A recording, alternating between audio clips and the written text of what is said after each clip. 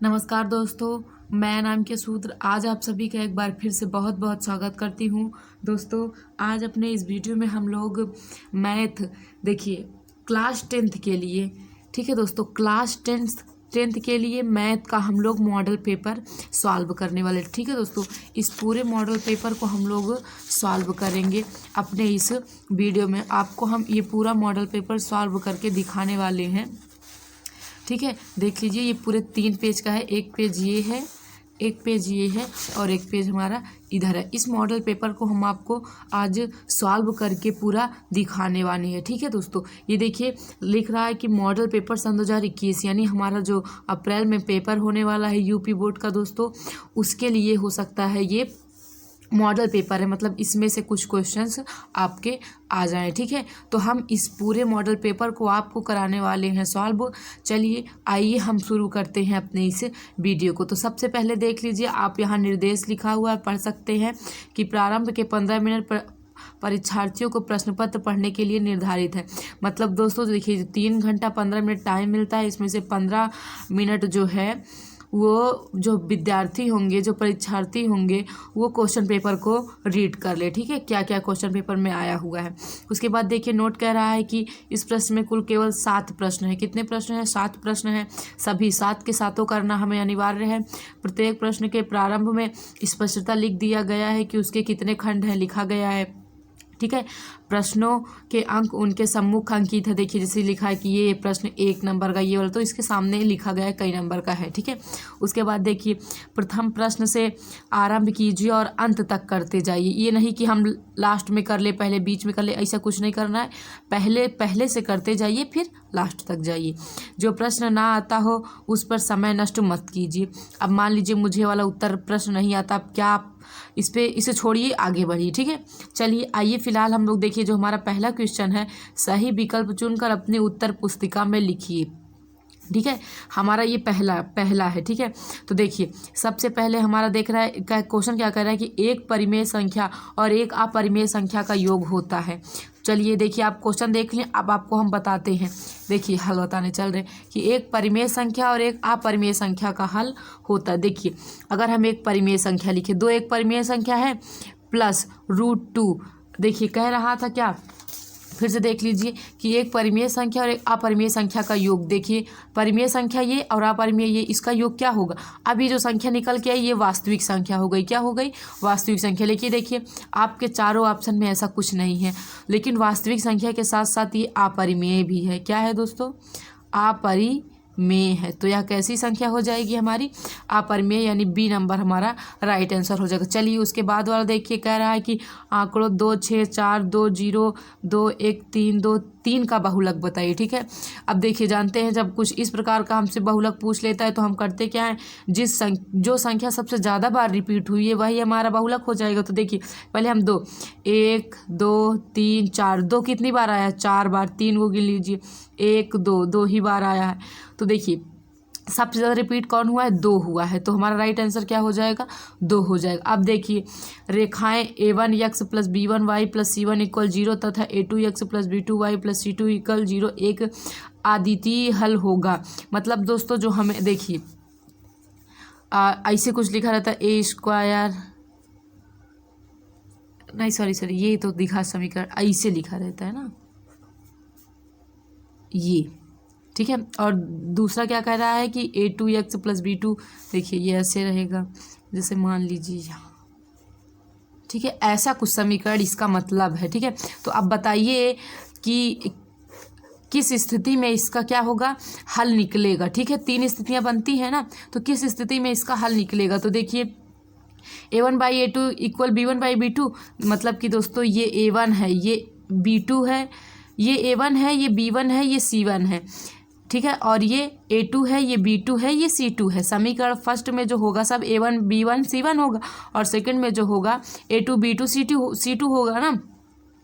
तो देखिए अब पूछ रहा था कि किसका हल निकलेगा ना, तो अब देखिए हम लोग जानते हैं कि यदि a1/a2 इक्वल नहीं हो b1/b2 के, तब कहीं जाके इस समीकरण को हम हल कर पाएंगे। तो देखिए जैसे हम लिखते हैं 3/4। ठीक है, ये a1 है, ये a2 है, इक्वल 4/5 ये इक्वल है आपस में, नहीं है ना, यानी दोस्तों इसका हल निकलेगा। ठीक है, आप हल करेंगे तो x और y का एक पार्टिकुलर मान आएगा। तो देखिए क्या होगा इसका राइट आंसर कि A1/A2 is equal not B1/B2 हमारा राइट आंसर हो जाएगा। अब उसके बाद देखिए सभी त्रिभुज समरूप होते हैं, मतलब कि सब समद्विबाहु सभी त्रिभुज समरूप होते हैं, मतलब 4 ऑप्शन दिया है, बताइए कि ऐसे कौन से त्रिभुज हैं जो सभी क्या हो जाएंगे समरूप। अगर हम समद्विबाहु बनाएं, ठीक है, तो क्या सभी समरूप हो जाएंगे? नहीं होंगे। समकोण बनाए तब पर भी नहीं होंगे, सर्वांग सम तब पर भी नहीं होंगे। अगर हम समबाहु बना दें, अब बताइए समबाहु का मतलब क्या होता है?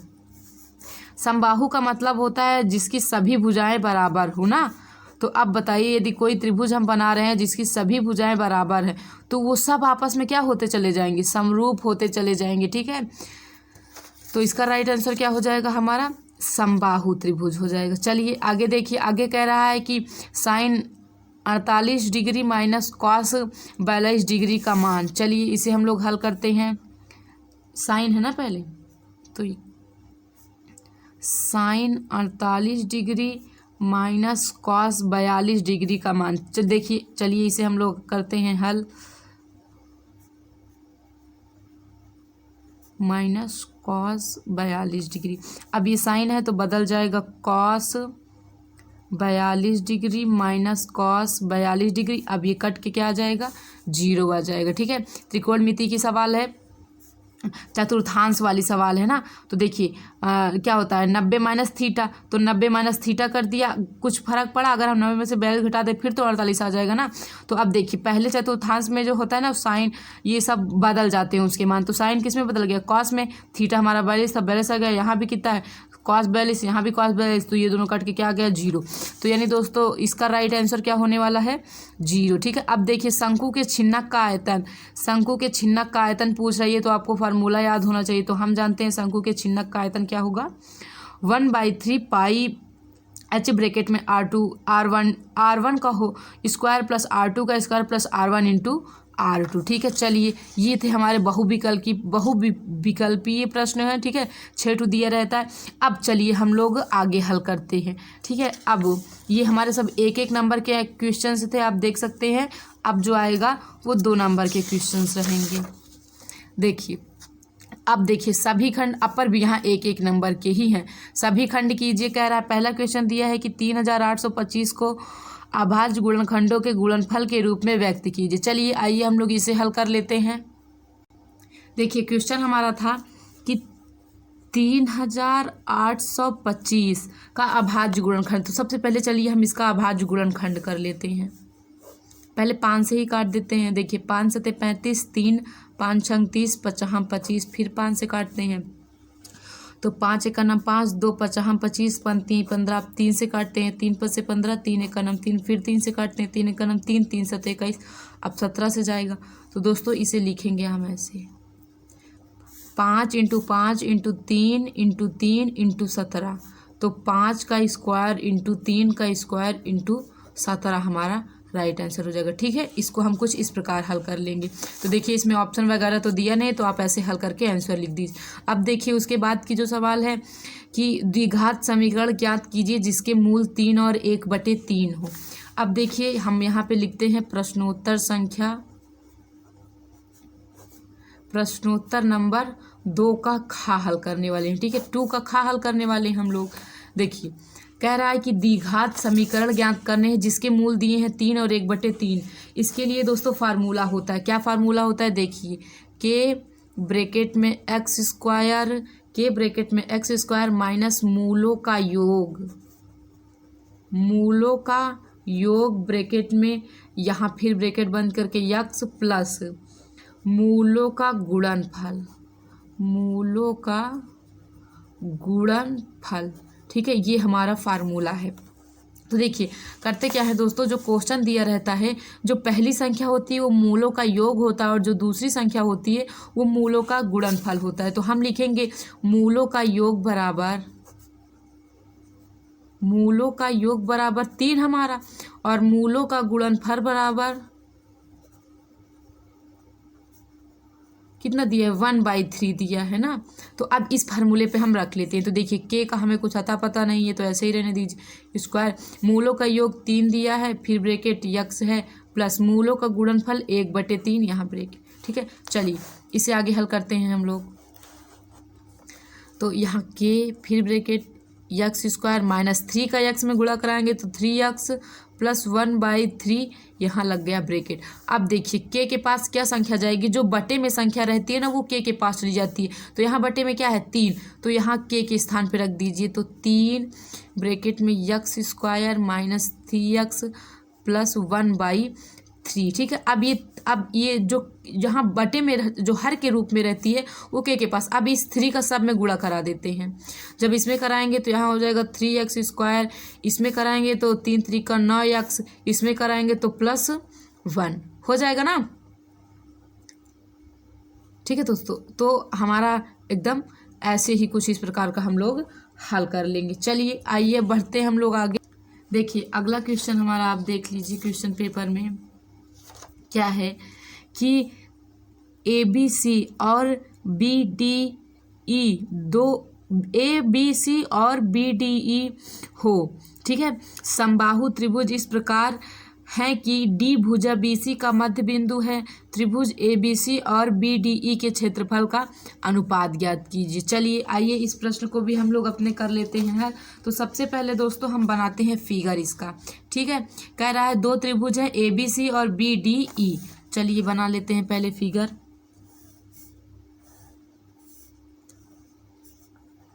ABC, उसके बाद दूसरा त्रिभुज था BDE। B यहाँ रख देते हैं क्योंकि दोस्तों यहाँ इसलिए रख रहे हैं क्योंकि BC का मध्य बिंदु D भी हमें बताया था और ये E। तो कुछ इस प्रकार का हमारा फिगर बन गया।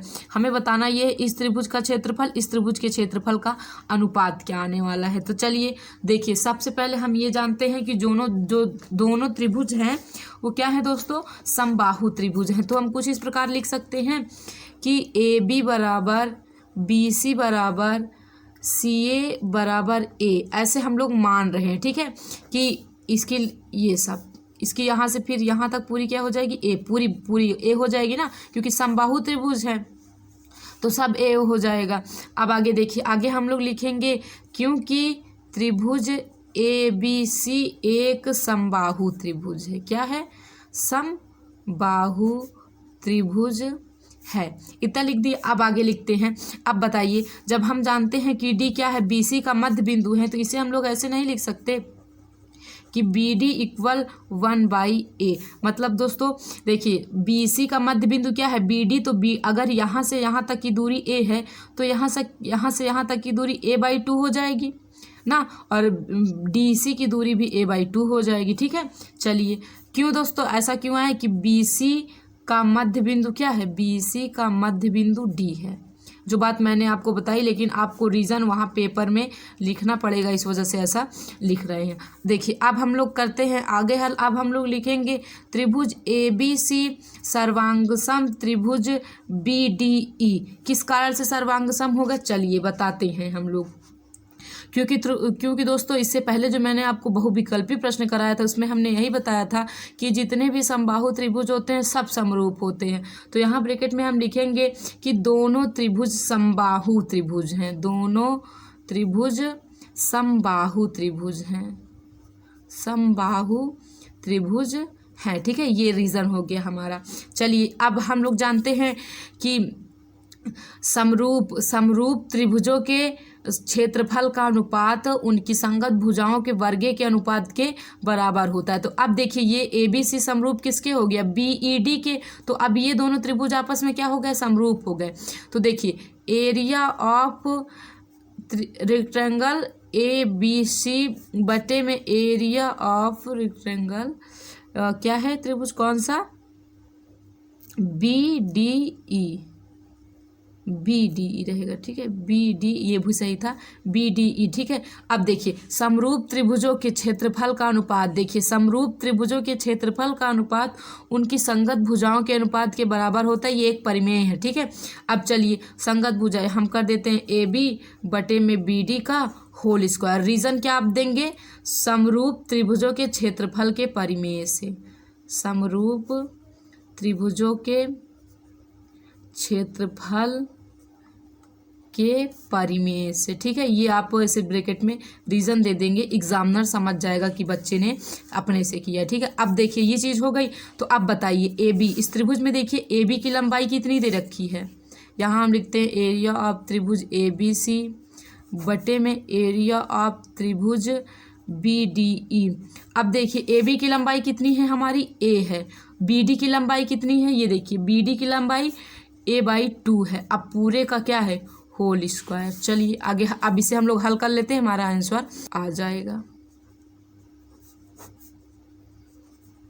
त्रिभुज बी डी ई इक्वल, तो देखिए ए इसके नीचे हम 1 मानेंगे, ये फिर भाग का चिन्ह है तो गुणे को हो जाएगा और संख्या क्या हो जाएंगी, पलट जाएंगी। फिर सबके ऊपर स्क्वायर है।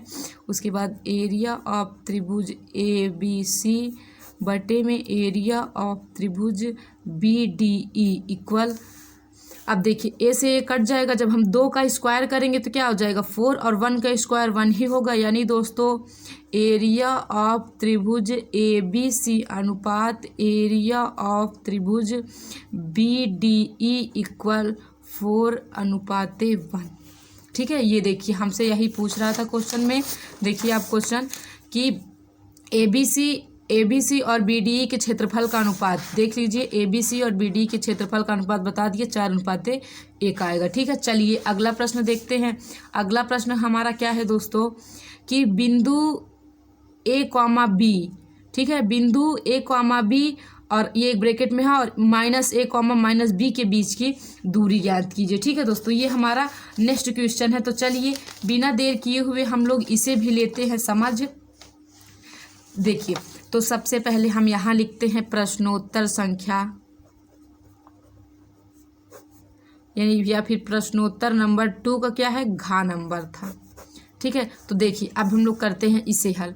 इसके लिए दोस्तों सबसे पहले आपको इसमें कुछ चीज़ें लिख दिएंगे कि दिए गए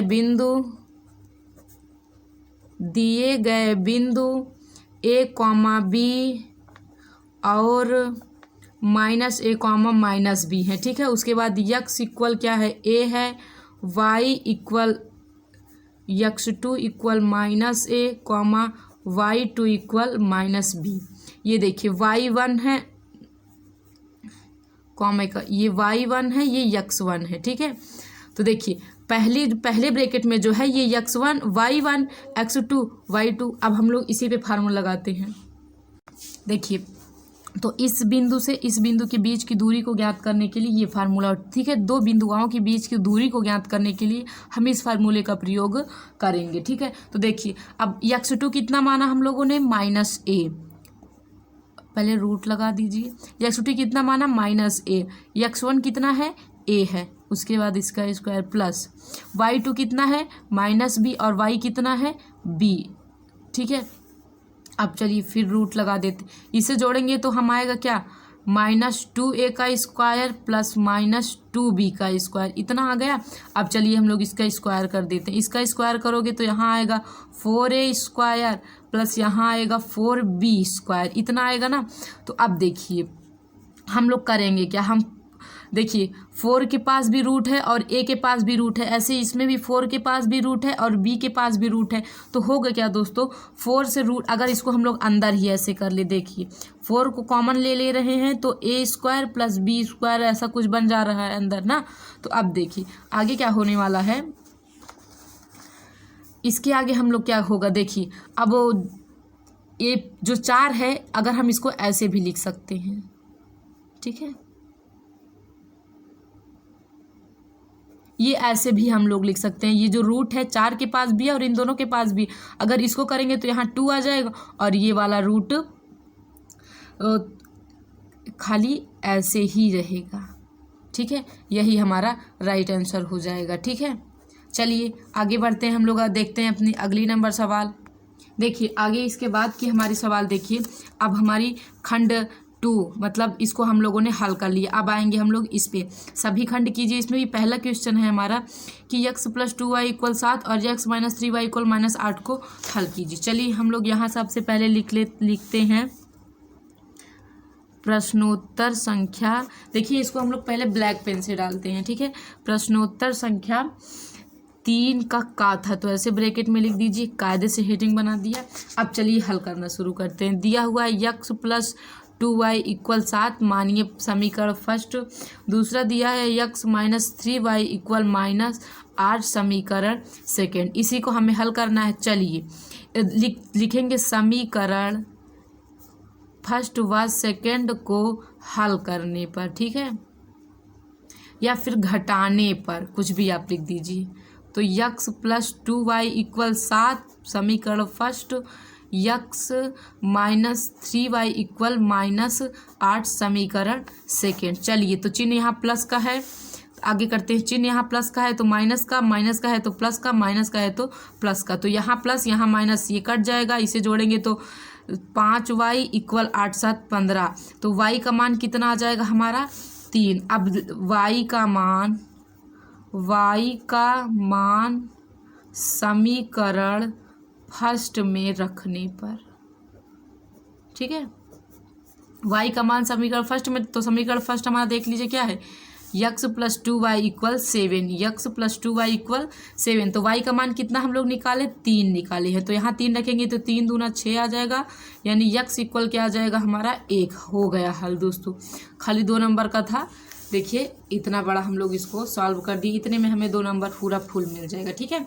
और आप थोड़ा सा भी इसको ऊपर लिखे उखेंगे तो और अच्छे से मिल जाएगा। यहाँ हम लिख देंगे कि विलोपन विधि का प्रयोग करने पर हल करने वाले हैं, ठीक है। चलिए अब देखते हैं इसके बाद वाला क्वेश्चन क्या क्वेश्चन है। देखिए पहले आप क्वेश्चन देख लीजिए, इसके बाद का क्वेश्चन है कि गुणनखंड विधि से समीकरण √2x² प्लस 7x प्लस 5 √2 बराबर 0 के मूल ज्ञात कीजिए, ठीक है। चलिए आइए अब हम लोग इसे हल कर लेते हैं। तो हम यहाँ लिखते हैं प्रश्नोत्तर नंबर 3 का खा। चलिए अब हम लोग करते हैं इसे हल। अब तो देखिए सबसे पहले हम इसे, चलिए पहले क्वेश्चन लिख लेते हैं, 7x प्लस 5 √2 इक्वल 0। तो गुणनखंड करना है बस इसका खाली हमें, ठीक है। तो देखिए पहले इसका इसमें गुणा कर देते हैं। जब गुणा करेंगे तो क्या आएगा, देखिए √2 का √2 में गुणा करेंगे तो 2 ही आएगा, 2 का 5 में कर देंगे तो 10 आ जाएगा। लेकिन लिखेंगे नहीं वहाँ 10, ठीक है, लिखेंगे नहीं, बस ऐसे याद कर लीजिए कि ऐसी संख्या बताइए जिसका गुणा करने पे 10 आ जाए, जोड़ने घटाने पे 7 आ जाए। तो 5 दूना 10, 5 2 7, लिखिए नहीं वहाँ 5 √2 ही रहने दीजिए, नहीं तो कॉमन नहीं ले पाएंगे।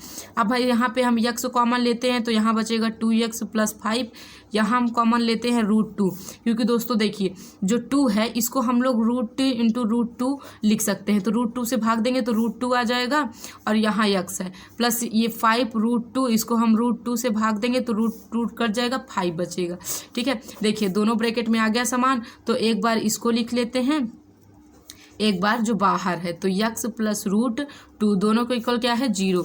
तो अब क्या करेंगे, इक्वल 0, यक्स प्लस √2 इक्वल 0। तो देखिए प्लस में है उधर जाके माइनस में हो जाएगा, और ये भाग में है, गुणे में है, उधर जाके भाग में। तो ये इसका पहला मूल, दूसरा मूल इधर निकलेगा, ये प्लस में है उधर जाके माइनस में हो जाएगा, ठीक है। इसके 2 मूल हम लोगों ने निकाल लिए। चलिए आइए अगला क्वेश्चन देखते हैं, हमारा अगला क्वेश्चन क्या कह रहा है।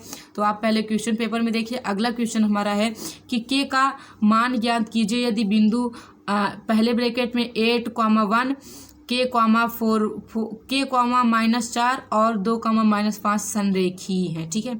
चलिए आइए अब हम लोग इसे भी हल कर लेते हैं। सबसे पहले हम लिखेंगे यहाँ प्रश्नोत्तर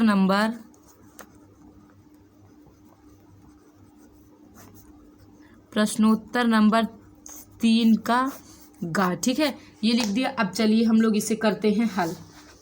तो सबसे पहले आप करेंगे क्या, इसके लिए भी दोस्तों एक फार्मूला होता है, ठीक है। तो पहले हम लिख लेते हैं, क्वेश्चन हमारा दिया था 8,1, दूसरे ब्रैकेट में था k माइनस इतना, फिर ये, ठीक है। तो अब हम पहले मान लेते हैं कि x1 इक्वल 8, ये 1 है, ठीक है, y1 equal 1, x2 equal k, y2 equal -4, ठीक है, x3 इक्वल 2, y3 इक्वल -5 इतना लीजिए आप मान। अब चलिए हम लोग करते हैं आगे हल। इसके लिए एक फार्मूला होता है, देखिए क्षेत्रफल बराबर होता है, ठीक है। और क्षेत्रफल बराबर क्यों लगा रहे हैं, क्योंकि दोस्तों यदि तीन बिंदु आपस में संरेख होते हैं तो उनका क्षेत्रफल हमेशा क्या होगा, 0 होगा। तो क्षेत्रफल तो हमें 0 पता चल जाएगा, बाकी यहाँ से हम के का मान फाइंड कर लेंगे।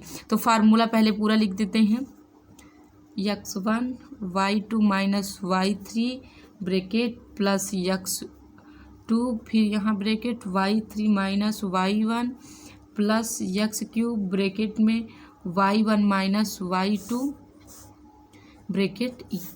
अब ये यहाँ ब्रैकेट नहीं रहेगा, ठीक है। ये हमारा फार्मूला, इसी पे हम रख के मान पुटअप हल कर लेंगे। तो देखिए x1 की, चलिए क्षेत्रफल तो हमारा 0 हो जाएगा, मैंने भी आपको बताया कैसे। तो x1 इक्वल कितना है, 8 है। अब देखिए y2 इक्वल कितना है, -4 है, ठीक है। और y3 इक्वल कितना है, माइनस का 5, तो यहाँ भी माइनस और वहाँ माइनस माइनस क्या हो जाएगा, प्लस हो जाएगा। अब प्लस x2 तो हमारा k है, यही तो हमें ज्ञात करना है। y3 हमारा -5 है और y1 हमारा क्या है, 1 है। प्लस y3 कितना है, सॉरी x3, यहाँ पे x3 हमारा 2 है, y1 हमारा 1 है और y2 हमारा -4, तो माइनस माइनस यहाँ प्लस हो जाएगा। चलिए आगे अभी हम लोग हल करते। तो यहाँ 8, तो यहाँ आएगा +1 प्लस k, यहाँ आ जाएगा क्या, -6 प्लस यहाँ क्या आ जाएगा 5, ठीक है। अब आगे देखिए, अब जब 8 का इसमें हम गुणा कराएंगे तो 8 ही आएगा, प्लस इसमें कराएंगे तो -6 के प्लस 5 दूनी 10, इतना आया। अब चलिए प्लस माइनस -6 के प्लस 10 के।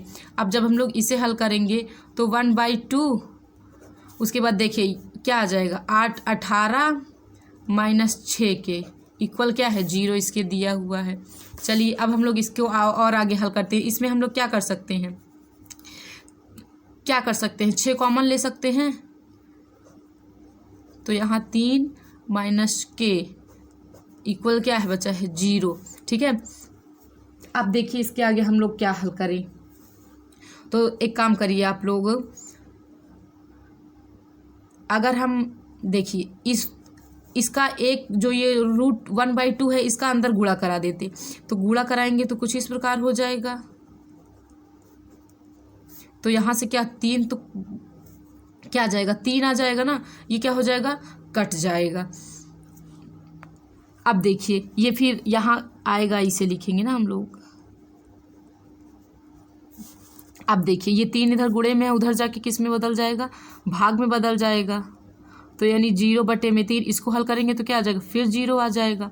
तो अब ये 3 प्लस में है, उधर जाके क्या हो जाएगा, माइनस में, तो माइनस माइनस कट जाएगा, यानी k इक्वल क्या आ गया, 3 आ गया, ठीक है। दोस्तों ये सवाल थोड़ी लंबी हो गई थी, करेंगे क्या, हल ही इतना बड़ा करना पड़ेगा। जब तक आप पूरा लिखेंगे नहीं तब तक टीचर ये नहीं समझेगा कि आपने ही हल किया है, क्योंकि जो नकल करते हैं वो भी बहुत तेज उतार देते हैं, ठीक है। तो ये हमारा राइट आंसर हो जाएगा। चलिए आइए अगली नंबर सवाल देखते हैं। अब देखिए सवाल क्या कह रहा है कि 6 सेंटीमीटर त्रिज्या वाले एक वृत्त के एक त्रिज्यखंड का क्षेत्रफल ज्ञात कीजिए जिसका कोण 60 डिग्री है। तो ये देखिए ये त्रिज्यखंड हमें ज्ञात करना है। हम जानते हैं त्रिज्यखंड का फार्मूला होता है θ/360 × πr²। चलिए यहीं पे हल कर देते हैं, इतने में ये हमारी सवाल सॉल्व हो जाएगी। तो सबसे पहले हम ये लिख लेते हैं, कैसा नंबर है प्रश्न हमारा, प्रश्नोत्तर संख्या या फिर नंबर, प्रश्नोत्तर नंबर 3 का घ। चलिए तो देखिए हम जानते हैं त्रिज्यखंड का क्षेत्रफल क्या होता है, θ/360 × πr²। तो देखिए थीटा का मान यहाँ पे कितना है, 60 है, कितना है 60, और आर कितना है, 6 है। देखिए थीटा का मान यहाँ 60 है और आर का मान 6, यानी पाई का मान 22/7, आर का मान 6। तो 6 ये यहाँ कटेगा तो 6 से 6 यहाँ कट जाएगा। तो यहाँ गुणा करेंगे 6 दूनी 12, हासिल 1 6 दूनी 12, यानी 132/7 हमारा राइट आंसर हो जाएगा, ठीक है। ध्यान रखें आप यूनिट का, यहाँ सेंटीमीटर तो यहाँ सेंटीमीटर², ठीक है। ऐसे हमारा कुछ इस प्रकार का आंसर है। और ध्यान रहे कि अब मान लीजिए हम तो आप ये जगह बचाने के लिए यहाँ हल कर दिए, बट आप यहाँ की प्रश्नोत्तर संख्या लिखते उसके नीचे हल करते, ऐसे में एग्जामिनर मतलब अच्छा नंबर नहीं देगा। ठीक है, चलिए आइए अब हम लोग आगे हल करते हैं। आगे हमारा प्रश्न देख लीजिए क्या है। अब हम लोग खंड 4 को हल करने वाले हैं। ठीक है, सिद्ध कीजिए कि 1/√2 अपरिमेय संख्या है। ये हमारे पहले चैप्टर की ही सवाल है, सिद्ध करना है कि 1/√2 क्या है, अपरिमेय संख्या है। तो पहले लिख दीजिए प्रश्नोत्तर नंबर 4 का। ठीक है, चलिए आइए अब हम लोग सिद्ध करते हैं। देखिए सबसे पहले जब हम सिद्ध करने लगते हैं तो क्या लिखते हैं कि माना 1/√2 एक परिमेय संख्या है, परिमेय संख्या है, तब 1/√2 को हम P/Q के रूप में लिख सकते हैं, ठीक है। उसके बाद लिखेंगे जहाँ Q = not 0, Q = not 0 तथा P और Q सहअभाज्य संख्या हैं, सहअभाज्य संख्या है। सबसे पहले आपको इतना याद कर लीजिए, आपको इतना शुरू में लिखना पड़ेगा। अब हम लोग हल करते हैं। तब 1/√2 = P/Q। तो पहले इसका हम 1/√2 का परिमेयकरण कर लेते हैं। तो 1/√2 का परिमेयकरण करिए, तो यहाँ करेंगे तो क्या आ जाएगा, √2 का √2 से गुणा कराएंगे तो 2 ही आएगा खाली, तो P/Q इतना हो गया। तो देखिए आइए सबसे पहले हम हल करते हैं। अब इसके आगे जब हम हल करेंगे तो करेंगे क्या, इसको खाली आप ऐसे लिख लीजिए कि √2 = 2P/Q। इतना हम लिख सकते हैं, √2 = 2P/Q, बस इतना लिख के छोड़ दीजिए आप। ठीक है, इतना लिख के आप छोड़ दीजिए। अब चलिए हम लोग आगे लिखते हैं। आगे हम लोग क्या लिखेंगे, आगे हिंदी लिख दीजिए, बस बता दीजिए सीधा। आप इसके आगे हाल इसे नहीं कर पाने वाले हैं। अब देखिए, अब यहीं पे हम आपको थोड़ा सा समझा दें फिर हिंदी लिखते हैं। देखिए ये जो P/Q हम क्या बता रहे थे आपको कि ये इधर, हाँ, P/Q एक परिमेय संख्या है, लेकिन √2/2 ये परिमेय संख्या नहीं है, तो ये तो गलत हो गया ना। तो अब हम यहीं से लिखना शुरू करेंगे। अब आप लिखिए, सॉरी सिंबल बनाना था ऐसे, चूंकि P तथा Q पूर्णांक हैं, क्या है, पूर्णांक हैं, इसलिए 2P/Q एक क्या है, परिमेय संख्या है, परिमेय संख्या है। ये इस चीज़ के लिए कह रहा है कि ये एक तो परिमेय संख्या, ये क्या है, ये तो हम जानते हैं कि रूट में जितनी भी संख्याएं होती हैं वर्ग को छोड़कर खाली सब अपरिमेय होती है, लेकिन ये तो अपरिमेय और अपरिमेय परिमेय के बराबर कैसे हो सकती है ना। तो इतना लिख दिया। अब देखिए बस हो गया कि चूँकि P और Q क्या है, पूर्णांक है, इसलिए 2P/Q एक क्या है, परिमेय संख्या है। तो अब लिखिए अतः √2 भी एक परिमेय संख्या है, होगी, √2 भी एक परिमेय संख्या होगी, लेकिन यह तथ्य का विरोध करता है, विरोध करती है। ठीक है, अब पहले आपको इतना हम समझा दें। कह रहा है कि √2 भी एक परिमेय, देखिए अगर ये हमारी एक परिमेय संख्या है, ठीक है, परिमेय संख्या है, तो इसके बराबर की जो संख्या है वो भी तो एक परिमेय संख्या होगी। क्या होगी, परिमेय संख्या होगी, लेकिन गलत है, वास्तव में ये परिमेय संख्या है ही नहीं, ये एक अपरिमेय संख्या होगी। तो इसलिए यह तथ्य का क्या करता है, विरोध करता है कि √2 एक अपरिमेय संख्या है। इस बात का ये क्या कर रहा है, अपरिमेय संख्या है। बस यही हमारा सिद्ध हो गया। ठीक है, कुछ इस ये देखिए, जो बटे में संख्याएं सिद्ध करनी होती है ना, वो तो बहुत ज़्यादा सिंपल रहती हैं, लेकिन जो जैसे अभी √2 को दिया होता तो काफ़ी ज़्यादा लंबा हम लोग को सिद्ध करना पड़ता। चलिए आइए हम देखते हैं अगला। अब पहली बात तो क्वेश्चन पेपर कहाँ है, ये रहा क्वेश्चन, ये देखिए। अब देखिए अगला क्वेश्चन हमारा है कि जांच कीजिए कि क्या x + 1 का whole square equal to bracket में x - 3 द्विघात समीकरण है। हमें इसका क्या करना है, जांच करना। चलिए आइए फिर इसे कि हम लोग कर लेते हैं जांच, ये ठीक ठाक है कि या बीमार है। तो सबसे पहले हम लोग यहाँ लिखते हैं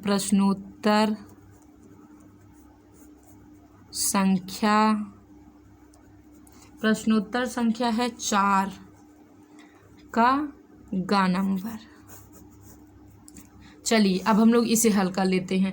तो सबसे पहले देखिए यहाँ पे हम प्रश्न लिख लेते हैं। क्या करते हैं, x + 1 का whole square equal to bracket में इतना। ठीक है, अब हम लोग इसे हल करेंगे। तो देखिए x + 1 का होल स्क्वायर ना, तो हम अगर देखा जाए तो a + b का होल स्क्वायर, तो इसका फार्मूला क्या होता है, पहले लिख देते हैं x² + 1 का स्क्वायर + 2ab 2x इक्वल, इसमें इसका गुणा करा देंगे, ब्रैकेट में लिख दीजिए कि a + b के होल स्क्वायर यानी a² + b² + 2b। ठीक है, ये चीज़ इसी से लिया गया है। अब चलिए इसे हम लोग आगे हल करते हैं। अब बताइए यहाँ पे 2x क्या हो जाएगा, कट जाएगा, दोनों जगह प्लस का चिन्ह, इस वजह से काट दिया। अगर यहाँ माइनस होता तो ये ना कटता, यहाँ प्लस का इधर आएगा तो माइनस में वैसे भी कैंसिल हो जाएगा, तो यहीं काट दिया। अब x², अब देखिए इसे हम लोग इधर बुला लेते हैं, माइनस में इधर आके प्लस में इक्वल क्या आ गया, 0। तो x² + 7 इक्वल क्या आ गया हमारा, 0 आ गया। ठीक है, तो अब चलिए हम लोग देते हैं, अब हम लोग बताते हैं कि यह एक द्विघात समीकरण है भी कि नहीं है। तो पहली बात तो आप ये देख लीजिए कि जो दोस्तों जिससे हम लोग तुलना करते हैं वो ये होता है ना, कुछ इस प्रकार का हमारा क्या होना चाहिए, द्विघात समीकरण होना चाहिए। ठीक है, अगर देखा जाए इस प्रश्न में जो हम लोगों ने ये यहाँ पे निकाला है, इसमें हमारा a क्या है, a हमारा क्या है, a है। देखिए a के स्थान पे यहाँ इसके साथ क्या है, a है। ठीक है, और b के स्थान पे क्या है, देखिए b के स्थान पे, b पे तो कुछ है ही नहीं, तो यहाँ 0 लिख देंगे। तो c पे क्या है, 7। अब बताइए क्या ये एक द्विघात समीकरण ये नहीं है। देखिए a भी पता चल गया, b भी पता चल गया, c भी पता चल गया, यानी हमारी संख्या एक द्विघात समीकरण है। क्योंकि दोस्तों इसकी जो अधिकतम घात है वो कितनी है, 2 है।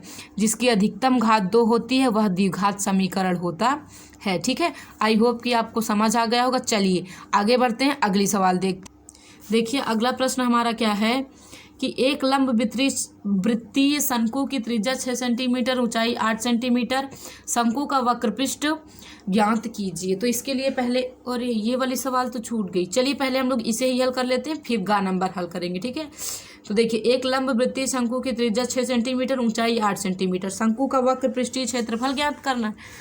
तो सबसे पहले यहाँ हम लिखते हैं प्रश्नोत्तर नंबर 4 का घा।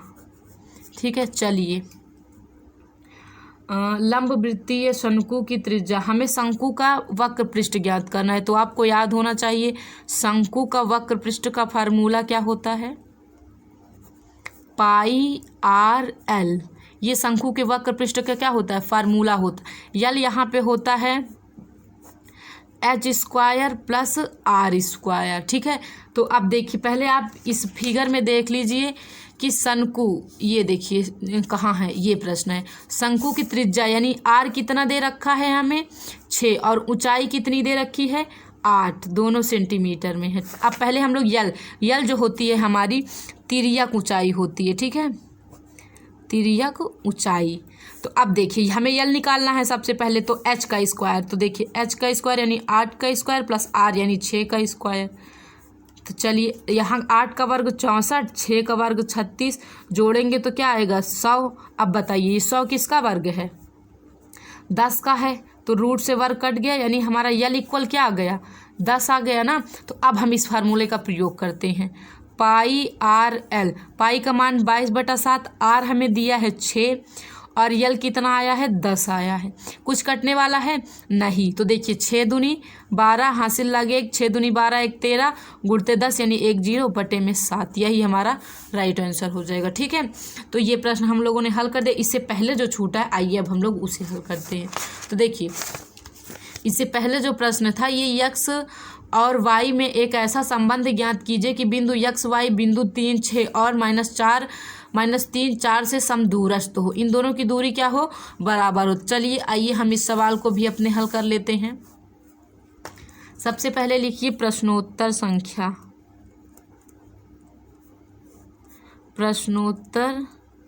संख्या 4 का गा। ठीक है, चलिए अब हम लोग इसे हल करते हैं। तो देखिए सबसे पहले हम करेंगे क्या, तो ये सवाल दोस्तों है थोड़ी सी बड़ी, फिर भी करते हैं हम लोग इसे हल। इसे देखिए इसे हम लोग कैसे हल करेंगे। सबसे पहले इसके लिए हम लिखेंगे फार्मूला। देखिए ये जो सवाल है ये निर्देशांक ज्यामिति की है, तो उसमें दूरी ज्ञात करने के लिए एक फार्मूला दिया है। ठीक है, तो लिखिए सबसे पहले उसको यहाँ रूट लगाया, उसके बाद जो हमारा फार्मूला है वो x2 - x1 का होल स्क्वायर प्लस उसके बाद है y2 - y1 का होल स्क्वायर, ये हमारा फार्मूला है। ठीक है दोस्तों, ये हम लोग इसका प्रयोग क्या कब दूरी ज्ञात करने के लिए करते हैं। लेकिन हमें इस क्वेश्चन में क्या दिखाना था कि जो ये हमें दिखाना था कि ये जो 3 6 है और -3 और 4 है, ये दोनों एक दूसरे से समान दूरी पर होने वाले हैं।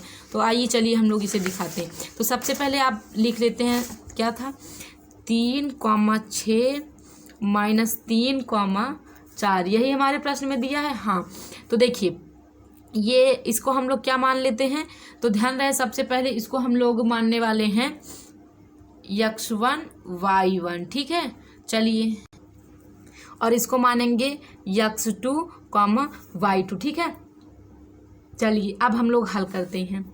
ये डिस्टेंस का फार्मूला लिखवाया है ना, अब इसी से हल होगा। तो देखिए अगर देखा जाए तो हम ऐसे लिखेंगे, हम यहाँ लिख के बताते हैं x -7 का होल स्क्वायर प्लस y -1 का होल स्क्वायर इक्वल, फिर इधर भी रूट प्लस y -5 का होल स्क्वायर। ठीक है, चलिए अब हम लोग पहले इसे हल कर लेते हैं। इसे हम लोग हल करते हैं।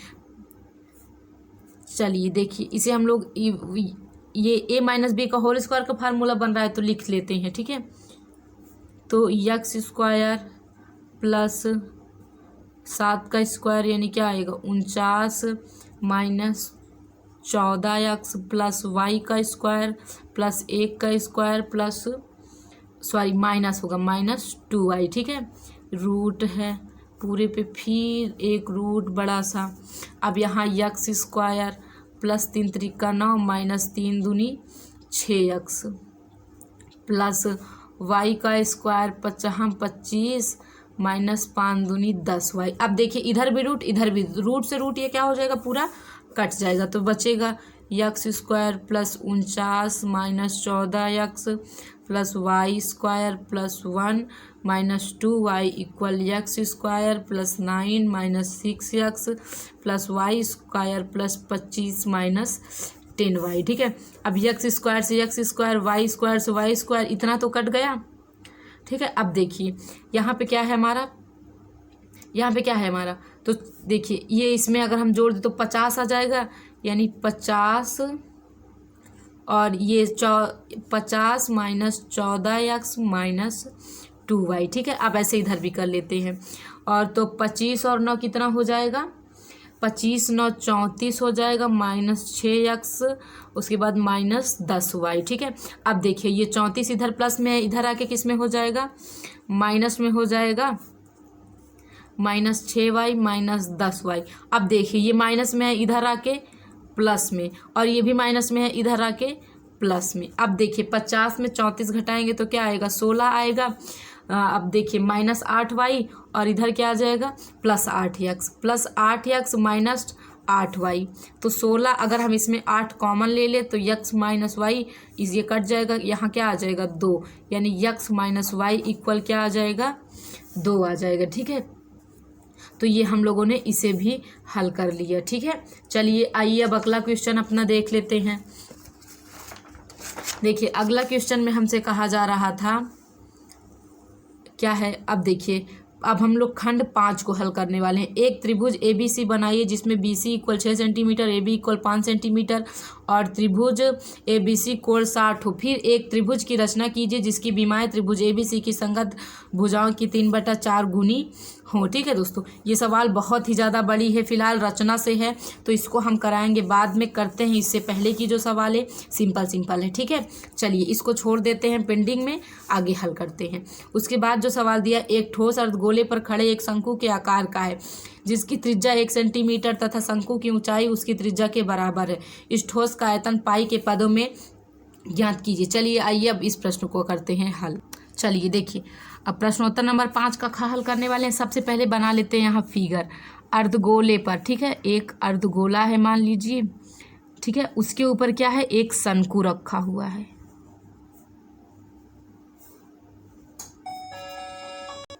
देखिए ये फिगर हमारा बन के तैयार हो गया। देखिए त्रिज्या इसकी 1 दिया था, बोला था त्रिज्या जितनी है उतनी ही क्या है हमारी ऊंचाई है ना। चलिए तो हम यहाँ लिख देते हैं शंकु की त्रिज्या, शंकु की त्रिज्या इक्वल 1 सेमी। ठीक है, उसके बाद अब यही शंकु की ऊंचाई भी हो जाएगी,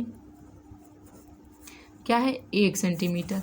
तो अब चलिए हम लोग ज्ञात क्या करते हैं, इस ठोस का आयतन। ठीक है, पहली बात तो इसके ऊपर शंकु और फिर क्या है अर्ध गोला है। ठीक है, चलिए तो यहाँ हम सबसे पहले लिखते हैं ठोस का आयतन, ठोस का आयतन इक्वल शंकु का आयतन,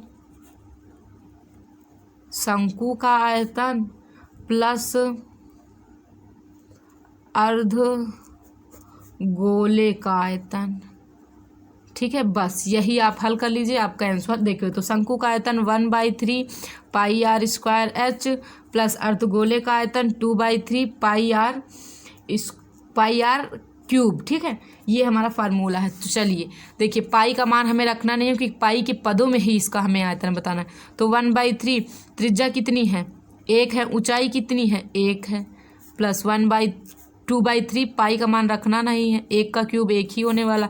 तो इधर क्या आएगा पाई बटे में 3 प्लस इधर क्या आएगा 2 पाई बटे में 3। इसे जब हम जोड़ेंगे तो 3 पाई बटे में 3 से 3 कट जाएगा, आएगा पाई, हमारा राइट आंसर हो जाएगा। ठीक है, यानी इसका जो आयतन आने वाला है वो पाई यानी 22/7 आएगा। चलिए देखते हैं अपनी अगली नंबर सवाल। देखिए ये सवाल 4 नंबर की थी, अगर आप इसे कायदे से हल कर देते तो 4 नंबर कहीं दूर नहीं था। अब इसके बाद जो सवाल है वो आप खुद देख सकते हैं, क्वेश्चन पेपर में लिखा हुआ है कि एक त्रिभुज ABC की भुजा BC पर एक बिंदु D इस प्रकार स्थित है कि कोण ADC इक्वल कोण BAC है। दर्शाइए कि CA का स्क्वायर CB डॉट यानी CB इंटू CD है गुणन। ठीक है, चलिए अब हम लोग इसे भी आपको हल करके बखूबी बताते हैं। तो सबसे पहले यहाँ हम लोग लिखेंगे प्रश्नोत्तर नंबर 5 का गा। अब इसे देखिए हल कर कैसे करेंगे। तो सबसे पहले आप बना लीजिए एक त्रिभुज, यहाँ एक त्रिभुज ड्रा कर लिए, इसका नाम दे देते हैं ABC। फिर इस पे एक ये इस प्रकार का, ये इसका 1 इसको 2। अब चलिए इसको हम आप लोग सबसे पहले आप लिखिए इधर त्रिभुज ABC तथा त्रिभुज DAC में। ठीक है, दिया है ABC इक्वल त्रिभुज ADC, ये क्या किया है दिया है कि ये दोनों आपस में क्या है बराबर हैं, तथा कोण ACB इक्वल कोण DCA, ये क्या है उभयनिष्ठ कोण है। क्या है उभयनिष्ठ कोण। हम आपको दिखा रहे हैं ACB। ठीक है, देखिए पहले त्रिभुज देख लीजिए कौन सा लिया गया, त्रिभुज लिया गया ABC और DAC। ये डी बिंदु है, कौन सा है, डी ए सी, यानी ये बड़ा वाला त्रिभुज और ये छोटा वाला त्रिभुज लिया गया है। तो अब बताइए ये जो कोण होगा सी, ये दोनों में तो आएगा ना, तो यही यहाँ पे उभयनिष्ठ लिखा गया।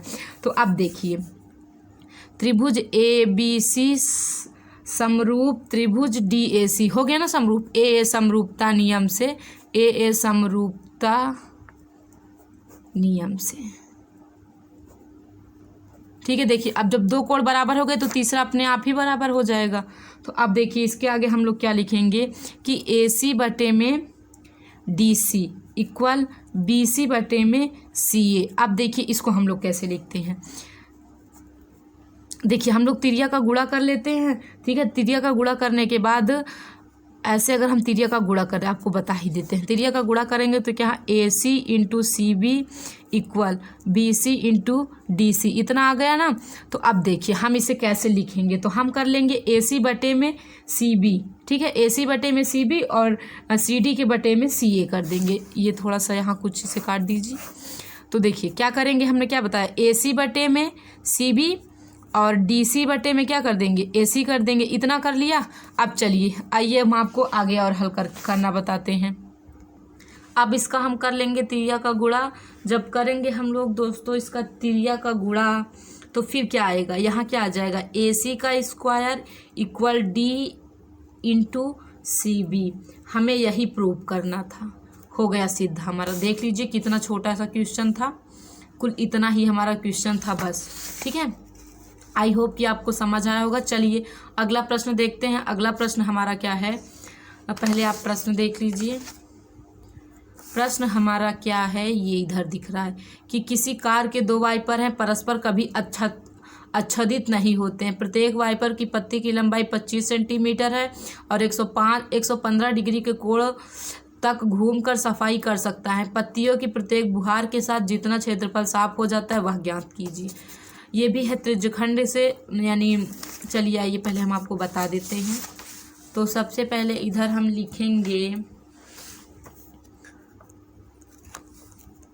प्रश्नोत्तर नंबर 5 का घ, ठीक है। चलिए इसे सबसे पहले देखिए ये जो अगर ऐसे देखा जाए तो कुछ गाड़ी का शीशा इस प्रकार होता है और उसके इस किनारे पे वाइपर लगे रहते हैं जो कि इस प्रकार के एरिया को ऐसे क्या करते हैं, साफ करते हैं। तो अगर देखा जाए तो ये एक क्या बन रहा है, त्रिज्यखंड बन रहा है और इधर भी एक क्या बन रहा है, त्रिज्यखंड ही बनेगा। तो बस त्रिज्यखंड का ही हम लोग एरिया निकालेंगे। तो आप जानते हैं त्रिज्यखंड का फार्मूला क्या होता है, थीटा बटे में 360 इंटू पाई आर स्क्वायर। यही तो हमारा फार्मूला होता है ना। थीटा का मान क्वेश्चन में दिया था हमारा 115 डिग्री और आर का मान जो हमें दिया था वो 25 दिया था। कितना दिया था, 25। ध्यान रहे ये जो निकलेगा ये एक वाइपर का निकलेगा, तो हमें तो प्रत्येक का बताना है, तो यानी इसमें हम 2 से क्या कर देंगे, मल्टीप्लाई। जब आप करेंगे इसे हल तो आंसर आएगा हमारा 15 81 25 बटे में 126। ये हमारा आंसर आने वाला। आप इसे काट पीट लीजिएगा, हल कर लीजिएगा, ठीक है। चलिए बढ़ते हैं हम लोग आगे। अब देखिए अगला क्वेश्चन हमारा आप यहाँ देख लीजिए, कह रहा है कि अब हम लोग सभी छठा प्रश्न हल करने वाले।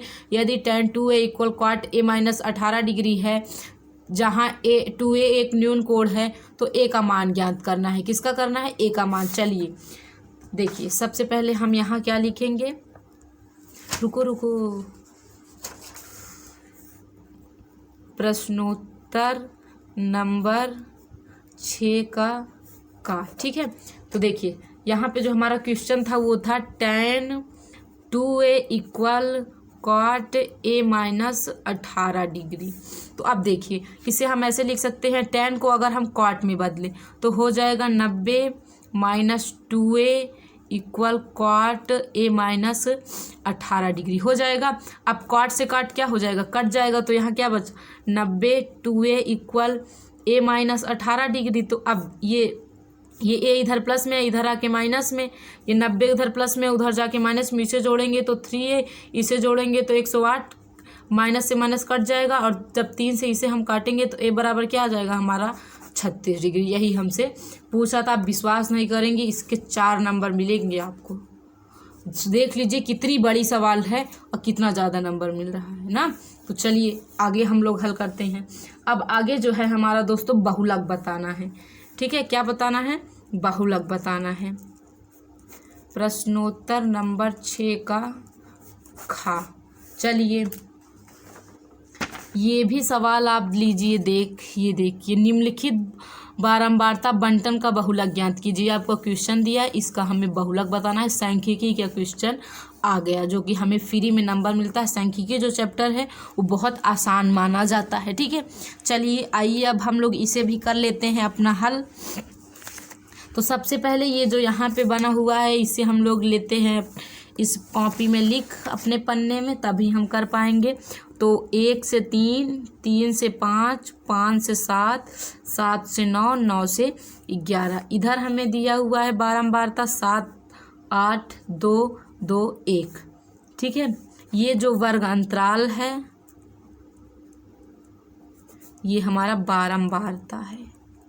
ठीक है, चलिए अब हम लोग इसे आगे देखिए। तो सबसे पहले हम लिख लेते हैं फार्मूला। बहुलक का फार्मूला क्या होगा?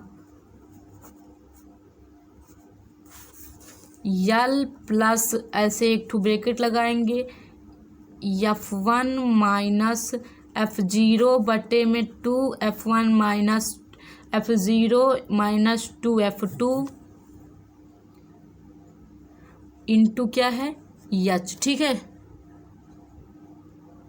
अब आपको हम इसकी सवाल आगे हल कराने वाले हैं कि इसे अब हम लोग कैसे करेंगे। फिलहाल दोस्तों मोबाइल की बैटरी हमारी हो गई है डिस्चार्ज, इस वजह से फ्लैश जल नहीं रहा है। देखिए थोड़ी सी परछाई आ रही। इस सवाल को हम हल करा के मोबाइल को चार्ज करके फिर वीडियो को आगे हम कंटिन्यू करने वाले। पहले इस प्रश्न को हम हल कर लेंगे। तो देखिए हमने बहुलक का फार्मूला लिख दिया, यल प्लस F1 माइनस F0 बटे में 2 F1 minus F0 minus F2 into H। तो देखिए यल क्या होता है? बहुलक वर्ग की बारंबारता, वो बहुलक वर्ग की निम्न सीमा। तो जो संख्या सबसे बड़ी होती है वही हमारा बहुलक वर्ग होता है। तो बहुलक वर्ग की निम्न सीमा यानी हमारे निम्न सीमा 3 ही तो है, यानी 3 प्लस F1 क्या होता है? बहुलक वर्ग ही होता है। तो बहुलक वर्ग की बारंबारता कितनी है? 8। और F0 बहुलक वर्ग के ठीक पहले वाले की बारंबारता। ठीक है, F1 यहाँ पे भी कितना है? अब F0 हमने बताया कि बहुलक वर्ग के ठीक पहले, और F2 बहुलक वर्ग के ठीक बाद, और H2 हमारा क्या होता है? वर्ग अंतराल होता है। ये यहाँ पे 7 माइनस 2 वर्ग अंतराल। वर्ग अंतराल कितने का है? 2 2 का है। ठीक है, 2 2 का है वर्ग अंतराल। देख लीजिए ध्यान से कि शायद हाँ 2 2 का ही है। अब देखिए 3 प्लस यहाँ घटाएंगे तो 1, 8 दूनी 16, और यहाँ जोड़ देंगे तो 9, 16 में से 9 जाएगा तो 7 बचेगा, इंटू क्या है हमारा 2 है। तो 3 प्लस अगर इसमें हम कर देंगे गुणा तो ये आ जाएगा हमारा 3 सही 2 बटे 7 हमारा राइट आंसर हो जाएगा। ठीक है, तो चलिए अभी मैंने आपको जैसा बताया हमारे मोबाइल की बैटरी हो गई डिस्चार्ज। इसके आगे हम मोबाइल चार्ज करने के बाद वीडियो करेंगे कंटिन्यू। ठीक है, फिलहाल अभी के लिए तो चलते हैं।